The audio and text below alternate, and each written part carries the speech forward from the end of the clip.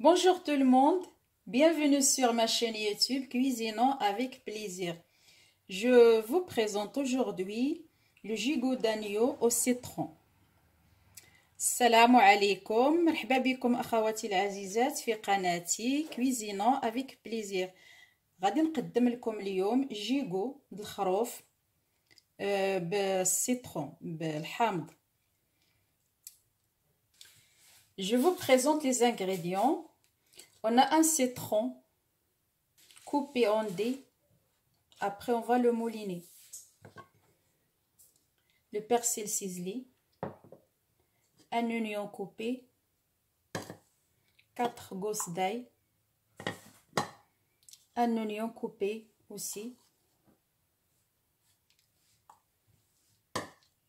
Les épices.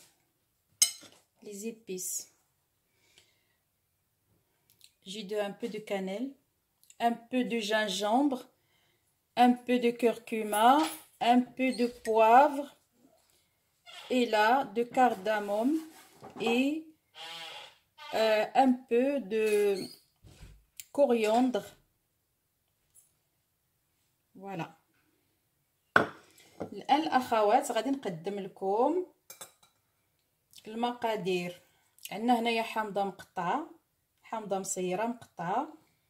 هنا عندنا معدنوس مقطع. عندي هنا 4 ديال الفصوص ديال الثومه. عندي هنايا بصله مقطعه صغيره لانني غنطحنها، وهنايا بصله مشلضه. ندوزو للتوابل. عندنا شويه ديال القرفه، شويه ديال السكينجبير، شويه ديال الخرقوم، شويه ديال البزار. هنايا عندنا شويه هادي راها مخلطه فيها شويه ديال زريعه القزبور، شويه د بسيبيسه، وشويه ديال لا كارداموم، ما عرفتش شنو هي، يمكن هي حبه الهيل، ثم مليحه. فوالا. اذا دابا غادي نطحنوا شويه د الثومه هذه، ما غنطحن فيها غير النص، ثم نطحن معاها هذا الحامض،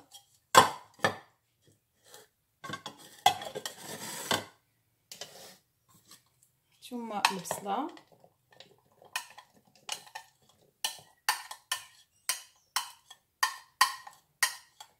alors je vais mouliner le citron, la moitié de l'ail, des gousses d'ail, et après aussi un oignon, l'oignon qu'on a coupé en petits dés.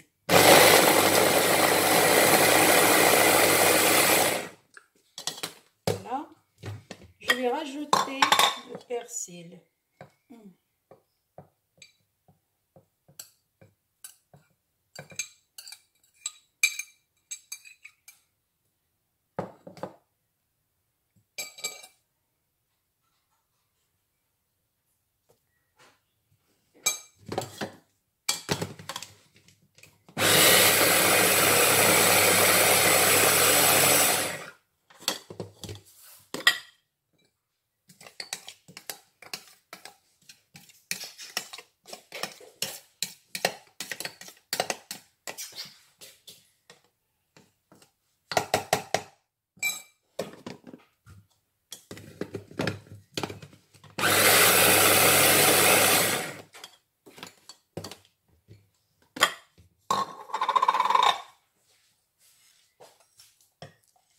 Je rajoute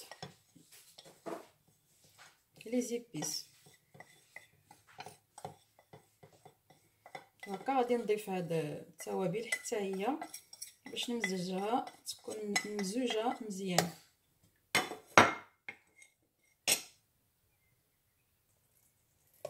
اذا ضفت هذيك التوابل حتى هي وغادي نعاود نطحن كلشي.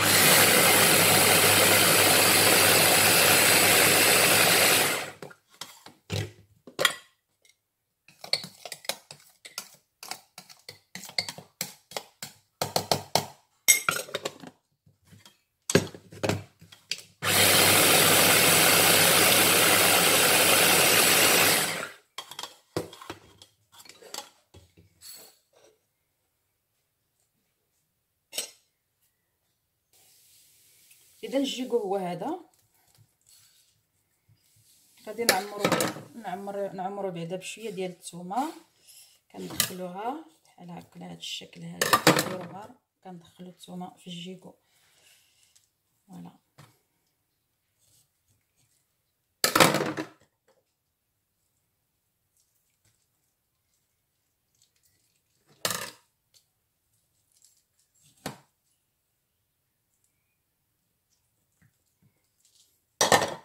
نقلبو الجهه الاخرى نفس الشيء.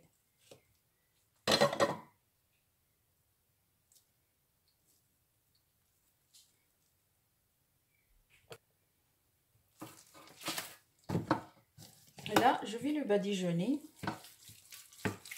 avec les épices qu'on a fait, que je prépare. Et aussi, je vais faire remplir. Il y a des poches. Des fois, on trouve des poches comme ça dans le gigot. On va les remplir.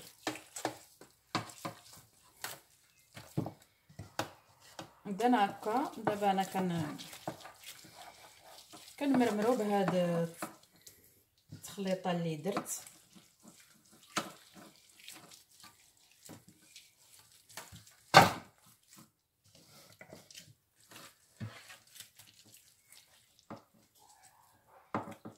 نحاولوا ندخلوها شويه حتى هي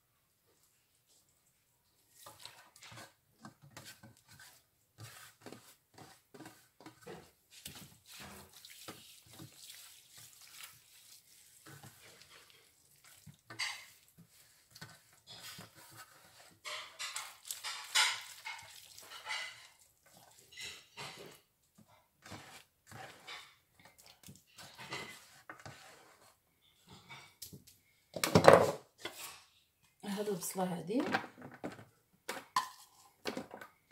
فوالا غادي نخليها هكا لانني من بعد دابا غادي نغطيه ونخليه يشرب واحد شويه، غير شويه ماشي بزاف، تقريبا شي نص ساعه، ومن بعد غندير فيه المريقه وغادي ندخلوه للفران.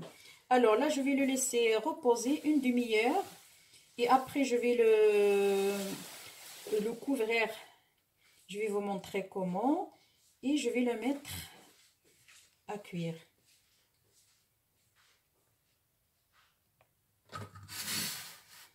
اذا الجيكو ها هو ارتاح. دابا غادي نغطيه، غادي نزيدو بعدا الماء. فوالا ثم ندخلو الفرن. من بعد ما نغطيه غادي نغطيه بهذا البابي سيلفيريزي ثم بابي الو هكا ندخلو للفرن. الفرن راه ديجا راه سخون، غادي ندخلو على 180 درجه لمده ساعه ومن بعد غادي نتلاقاو. Alors là je l'ai couvert avec le papier cuisson et le papier alu. Je vais le mettre dans le four à une température de 180 degrés pendant 1 heure et on se verra. Et n'oubliez pas de partager avec vos amis mes recettes et de vous abonner. ما تنساوش الاخوات ما تبخلوش عليا بالاشتراك وباللايك وبالمشاركه مع الاخرين، وشكرا نشكركم على المتابعه ديالكم. Donc j'ai mis le gigot à cuire et je voulais attirer votre attention sur une chose. Si vous avez remarqué, je n'ai pas mis de l'huile, ni de beurre, ni de beurre roncé. Pourquoi? Parce que le gigot, si vous avez fait attention, il est gras. Alors je n'ai pas mis plus de l'huile ni rien pour éviter le cholestérol. Et à l'occasion de l'Eid el-Kbir, de la fête de sacrifice, on sait bien qu'on va cuisiner beaucoup de la viande de mouton ou bien de l'agneau, mais il est toujours gras. Des fois, ça se voit pas, ça se voit pas. On ne voit pas le gras, il est dans la viande, il est dedans. Alors c'est pour ça, il faut faire attention. Autre chose, si on n'a pas le dernier mélange des épices, qui est le cardamome, psibissa, nuewera, coriandre en poudre, on peut éviter ça parce que le citron est suffisant. Voilà. Des fois, plusieurs fois dans ma cuisine, je n'utilise pas ce mélange. Mais comme on est pas loin de la fête de sacrifice, on achète beaucoup des épices, c'est dans nos cultures. Alors, j'ai dit, voilà, je vais faire plaisir à vous et aussi à moi. C'est pour ça que j'ai ajouté ce mélange des épices. Voilà. Voilà les amis, c'est tout. الأخوات مادام أنني درت الجيكو كيطيب بغيت نثير الانتباه ديالكم لواحد الحاجة أولا شي أخوات راهم يقدروا يلاحظوا بأنني ما درتش الزيت في الجيكو، ما درتش الزبدة وما درتش السمن، ما درت حتى حاجة. علاش؟ لأن هذاك الجيكو إلا لاحظتوا راه هو مشحم فيه الشحمه، اذا راه كافيه وما كاين علاش نزيدو نقويو في الزيوت باش نتجنبوا الكوليسترول. وحنا على ابواب عيد الاضحى المبارك، ان شاء الله تنتمنى لكم دوزوه بالصحه وبالهنا. اذا خصنا نردو بالنا لان الخروف اولا الكبش كما كنقولوا كيكون راه هو دائما كيكون مشحم، لانيو راه تيكون مشحم واخا ما كتكونش باينه هذيك الشحمه تتكون لداخل في اللحم. اذا ما خصناش نزيدو نطعنوا صحتنا بهاد الزيوت وبهاد الزبده السمان هذا هادشي كله راه مضر بالصحه. انا عندي الجيكو كما شفتوا راه تقريبا كله بيض، راه مشحم، ما درتش حتى قطره ديال الزيت. هذا من جهه اخرى هذاك الخليط الثاني اللي درت ديال التوابل ماشي ضروري نديروه، ماشي ضروري. راه اللي ما عندهاش ما ديروش، دير غير التوابل العاديه، ولكن بشرط دير الحامض مصير، دير الحامض مصير، دير هذا البزار، شويه ديال الزعفران الا عندها شعره. انا ما عندي شيء ما درتوش وما بغيتش ندير الزعفران الاخر اللي كيعطي غير اللون. درت شويه ديال البزار، شويه ديال السكينجبير، شويه ديال الخرقوم، الملحه، شويه ديال القرفه والحامض. الحامض مصير هذا ضروري، هذه هي الضروريات. اما الشيء الاخر داك الخليط غير كمالي.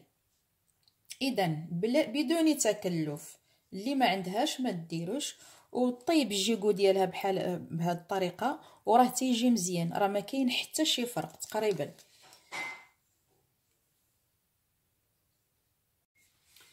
اذا هذا الجيكو هذا غادي نرافقوه بكيلو ديال البطاطا، ها هي نقيتها، ومن بعد غادي نقليها في الفران حتى هي غنقطعها طريفات، ندير لها شويه ديال الزيت وندخلها للفران، ومره غادي نبقى نحركها حتى تقلى.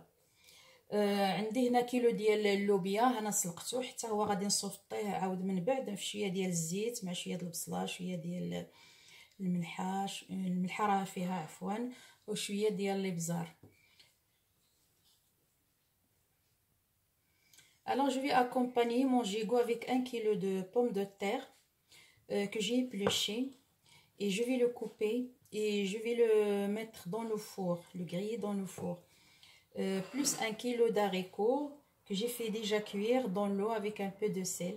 Après je vais le sauter avec un peu d'huile, un peu d'oignon, un peu de poivre. فوالا. اذا هذا البطاطا غادي نقطعها على هذا الشكل هكا وتكون رقيقه. Alors je vais couper mes pommes de terre sur la longueur et qu'elles soient fines.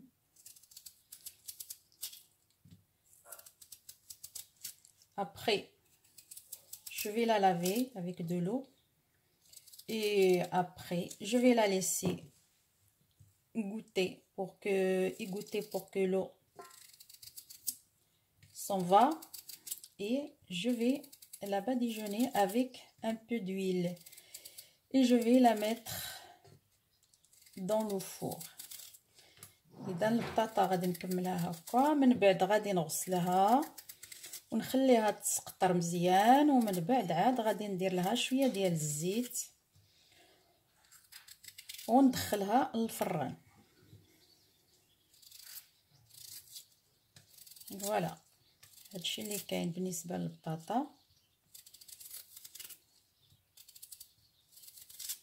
غادي نوريكم فاش نبغي ندخلها ولا فاش ندير لها شويه ديال الزيت، غير شويه ديال الزيت ماشي بزاف، وندخلها للفران. بهذه الطريقه هذه احسن من القلي، لان القلي كيهز بزاف ديال الزيت وما كاين علاش نضيعوا الزيت فيه. بهذه الطريقه هذه اذا هذه احسن طريقه للقلي ديال البطاطا.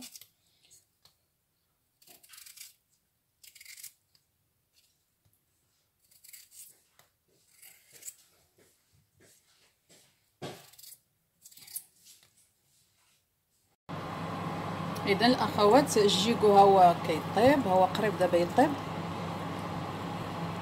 من بعد غادي نخليوه من حيت يطيب نخليوه حتى يتحمر. Voilà, notre gigot il n'est pas loin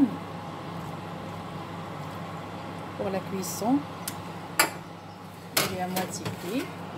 On va le laisser encore et après on va le faire sortir. إذا الأخوات الجيكو ها هو طاب، ها هو محمر، هو محمر من جوج جهات. ايوا غادي نرافقوه بهذا الصحن ديال الخضر متنوعه. هنا عندي قريعه مشرمله، عندي هنا البطاطا مقليه، وعندي هنايا اللوبيا سلقتها وصوطيتها. المريقه ها هي بالنسبه اللي بغى المرقه، المرقه ها هي عندنا في السلام. Alors les amis, voilà, le gigot il est prêt, il est bien cuit, il est bien doré, et je vais accompagner ce gigot là avec les légumes, avec 3 sortes de légumes. Il y a les courgettes avec charmoula, il y a les pommes de terre dans le four, il y a aussi l'haricot vert que j'ai sauté aussi dans une poêle, et on a aussi la sauce. Voilà. Alors je vous demande respectivement de vous abonner et de partager et de liker. الاخوات الكريمات ما تبخلوش عليا بالمشاركه ولايكي وبارطاجيو مع الاصدقاء ديالكم، مع العائلات ديالكم. وشكرا لكم والى اللقاء.